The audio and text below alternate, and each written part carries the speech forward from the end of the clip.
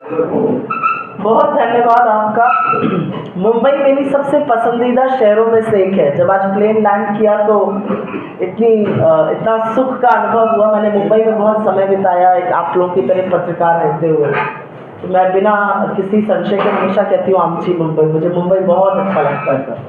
आप सब लोगों ने मेरा इंतजार किया, उसका बहुत बहुत धन्यवाद। प्रेस वार्ता करने के 2-3 प्रमुख कारण हैं।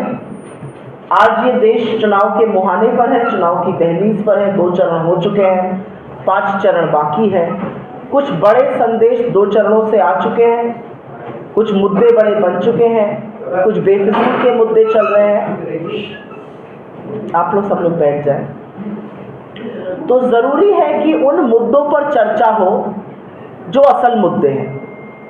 तो सबसे पहले तो मैं अपने मैनिफेस्टो पर हमने क्यों और क्या किया और किस उद्देश्य से किया, उस पर जरूर पहले 2 मिनट बोलना चाहती हूं। राहुल गांधी जी कन्याकुमारी से कश्मीर 4,500 किलोमीटर पैदल चले। वो मणिपुर से मुंबई एक यात्रा करते हैं। वो मणिपुर जिसको आज 4 तारीख है और आज 1 साल हो गया मणिपुर की हिंसा भड़के हुए। आज भी हजारों की तादाद में लोग राहत कैंप में रह रहे हैं। आज भी आदमखोरों की भीड़ ने जो उन औरतों के साथ किया वो सबके सामने है। जो चार्जशीट सामने आई है उसमें पता चलता है कि वो 2 मजबूर औरतें पुलिस के पास जाती हैं, पुलिस की गाड़ी में बैठती हैं और इस आशा से बैठती हैं कि पुलिस वाला गाड़ी आगे बढ़ा देगा। लेकिन बजाय गाड़ी आगे बढ़ाने के पुलिस वाले उसमें से उतर के भाग जाते हैं और उन 2 औरतों को आदमखोर की भीड़ के हवाले कर देते हैं। और बीरेंद्र सिंह की वो पुलिस भी बरकरार है और बीरेंद्र सिंह मुख्यमंत्री भी बरकरार है। और 1 साल बाद इस देश का एक हिस्सा मणिपुर रो रो कर, चीख चीख कर, आंखों में आंसू लेकर अपने प्रधानमंत्री का इंतजार कर रहा है। लेकिन 56 इंच की छाती वाले प्रधानमंत्री का कलेजा चूहे का है। आज भी वो वहां जा नहीं पाए, आज भी वो मणिपुर के आंसू नहीं पोंछ पाए। वो अमेरिका से ग्रीस और ब्रिटेन और साउथ अफ्रीका घुमाएंगे, देश के हर कोने में चले जाएंगे, प्रचार करने के लिए कह दीजिए तो गली खोली में भी घुस जाएंगे, लेकिन मणिपुर जाने की हिम्मत इस देश के प्रधानमंत्री में नहीं है। और ये वाकई में दर्द की बात है, ये दुख की बात है। मणिपुर इस देश का हिस्सा है और आज भी इस देश का प्रधानमंत्री 1 साल बाद मणिपुर नहीं जा सका। उस मणिपुर से मुंबई तक राहुल गांधी ने यात्रा की और कन्याकुमारी से कश्मीर और मणिपुर से मुंबई जब वो चले तो वो लाखों करोड़ों अजनबियों से, हर वर्ग, हर उम्र, हर पेशे के लोगों से मिले। वो आप जैसे युवाओं से मिले, वृद्धों से मिले, महिलाओं से मिले, पुरुषों से मिले, हर समाज, हर तबके, हर कास्ट, हर रिलीजन के लोगों से मिले। उनकी बातें सुनी, उनकी क्या आशाएं हैं, उनकी क्या आकांक्षाएं हैं, उनकी क्या अपेक्षाएं हैं, उनकी क्या महत्वाकांक्षाएं हैं, वो अपनी सरकार से क्या अपेक्षा रखते हैं, ये सुना, ये समझा। उनकी क्या दर्द है, उनकी क्या दुख है, उनकी क्या तकलीफें हैं, उनकी क्या आशंकाएं हैं, ये भी सुना। और उसके बाद 48 पन्नों का हमारा मैनिफेस्टो तैयार हुआ, जिस मैनिफेस्टो में इस देश के युवाओं की, इस देश की महिलाओं की, इस देश की किसानों की, इस देश के श्रमिकों की, इस देश के जवानों की, इस देश के सैनिकों की, इस देश के उन लोगों की जो हाशिए पर है, उनकी छाप है। इस पर छाप है सरहद पर तैनात उस जवान की, इस पर छाप है इस गर्मी में अपने खेत में फसल उगाते उस किसान की, इसमें छाप है उस युवा की जो नौकरी की गुहार लगा रहा है, इसमें छाप है उस महिला की जो उत्पीड़न के खिलाफ आवाज उठा रही है। 5 बड़े स्तंभ हमारे मैनिफेस्टो के हैं: युवा न्याय, नारी न्याय, किसान न्याय, श्रमिक न्याय और हिस्सेदारी न्याय। और हम बड़ी बड़ी बातें नहीं करते हैं, हम जुमले नहीं फेंकते हैं, हम ऐसी बातें करते हैं जो हो सकती हैं। हमने अध्ययन किया, हमने बजट्स पढ़े, हमने देखा किस चीज के लिए कितना बजट चाहिए होगा, कहां से पैसा आ सकता है, क्या प्राथमिकताएं हैं, और फिर हमने वादा किया है। और मैं क्रमवार तरीके से अपने सारे न्यायों पर बोल देती हूं 2 मिनट। युवा न्याय में, और ये हर चीज जो हमने की है, ये 10 साल में उपजी हर उस समस्या का जवाब है जो नरेंद्र मोदी की सरकार की अकर्मण्यता, उनकी विफलता का जीता जागता सबूत है। इस देश में 65% आबादी 35 वर्ष से कम आयु की है।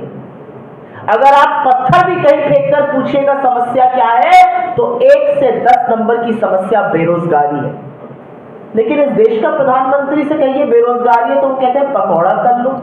साहब पकौड़ा भी तल लेंगे, लेकिन पकौड़ा तलने का तेल जो 90 पर था, वो भी आप 220 पर ले आए। जो गैस 400 की थी, उसको भी 1100 पार करा दिया। आटा और दही पर भी जीएसटी लगा दिया। तो पकौड़ा तलने में भी दिक्कत है साहब। बेरोजगारी जिस देश में समस्या है, वहां पर रोजगार की कोई बात ही नहीं हो रही है। 10 साल बाद सरकार में रहने के बाद सरकार को अपना ब्यौरा देना चाहिए, अपना रिपोर्ट कार्ड देना चाहिए, दिखाना चाहिए हमने ये काम किया है, ये कीर्तिमान स्थापित किया है। इसके बूते पर आपसे वोट मांगते हैं। सरकार नीलबटा सन्नाटा। मोदी जी को म से महंगाई, म से मणिपुर, म से महिला सुरक्षा नहीं नजर आ रही है। उनको म से मुस्लिम लीग, म से मीट, म से मछली, म से मुर्गा। ये क्या हो गया देश के प्रधानमंत्री को? 10 साल सत्ता में रहने के बाद क्या उम्र हावी हो गई है इस देश के प्रधानमंत्री पर? आज सवाल इस बात का है। लेकिन मैं वापस अपने मैनिफेस्टो पर जाऊंगी। हमें लगा बेरोजगारी बहुत बड़ी समस्या है, और हमने अपने मैनिफेस्टो में डंके की चोट पर कहा है कि 6 महीने के अंदर 30 लाख जो रिक्त सरकारी पद है उनको भरेंगे। जो लोग इम्तिहान देते हैं उत्तर भारत में, आप में से जो कुछ उत्तर भारतीय होंगे वो जानते हैं, हिंदी आकलन की बहुत बड़ी समस्या है पेपर लीक। माँ बाप एक रोटी रात की कम खाते ही बच्चा पढ़ जाए, बच्चा पढ़ देता है, गाजर मूली की तरह बसों ट्रेनों में ठूस कर जाता है, एग्जाम देता है, पता चलता है इम्तिहान का पेपर लीक हो गया। पेपर लीक के खिलाफ कड़ा कानून बनाएंगे जिससे हार कांप जाए उन लोगों की जो पेपर लीक करना चाहते हैं। हमारी बात है कि हम 1 साल के लिए डिग्री और डिप्लोमा धारकों को स्टाइपेंड देंगे। अप्रेंटिसशिप एक्ट के अंतर्गत 1 लाख रुपए सालाना, मतलब 8500 रुपए महीने का एक स्टाइपेंड देंगे, जिसका लाभ डिग्री और डिप्लोमा धारक उठा सकते हैं। और हमारा सबसे बड़ा कमिटमेंट है कि हम सेना को भाड़े पर नहीं चलने देंगे। सेना का काम ठेके पर नहीं हो सकता है।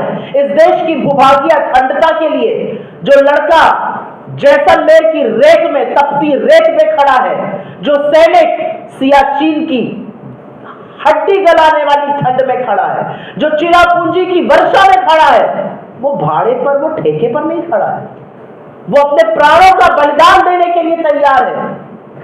और ऐसे लोगों को आप कहते हैं 4 साल की नौकरी देंगे। कितनी विडंबना है। 73 साल का प्रधानमंत्री आपसे 5 साल और मांग रहा है, और देश के 24 साल के युवा को कह रहा है तुम्हें 24 में रिटायर कर दूंगा। ये कहां का न्याय है? तो हम अग्निवीर को पूरी तरह से खत्म करेंगे, और उसकी जगह जैसे पुरानी बहाली होती थी, पुरानी नियुक्ति होती थी सेना में, वो नियुक्ति करेंगे। ये युवा न्याय का स्तंभ है। मैं नारी न्याय के बारे में बात करना चाहती हूँ। प्रधानमंत्री के भाषणों में आपको नारी अभिवादन, नारी वंदन, बेटी बचाओ बेटी पढ़ाओ ऐसी बातें सुनाई देती हैं। लेकिन 14 अप्रैल को प्रधानमंत्री मैसूरू में थे। वो वोट मांग रहे थे प्रज्वल रेवन्ना के लिए।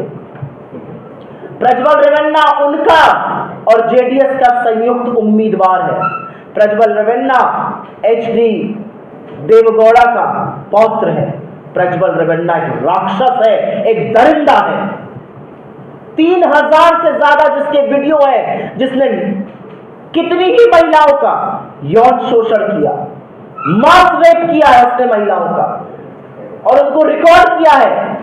सैकड़ों महिलाओं की जिंदगी तबाह की है। उसमें नाबालिग बच्चियां हैं, उसमें 63 साल की एक औरत है जो हाथ जोड़ के गिड़गिड़ा रही है, मेरे साथ ऐसा मत करो।